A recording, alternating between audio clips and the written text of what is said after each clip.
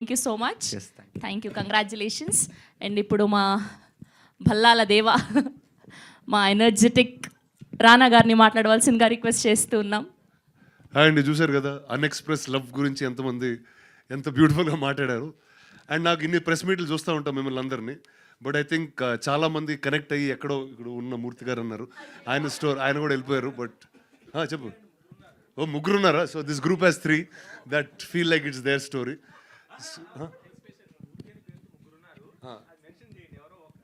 ఇదిలో ఎందుకు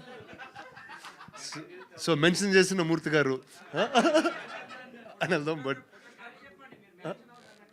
ఏంటంటే మ్యాన్షన్ హౌస్ మూర్తి గారు ఆయన పేరు. అరే నువ్వే అన్నావు కదరా కాదా?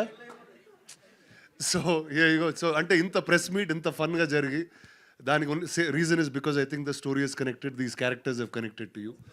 So wishing the team all the very best and make more and more films, bring them to Telugu and here you go, it's always home. All the best guys, thank you.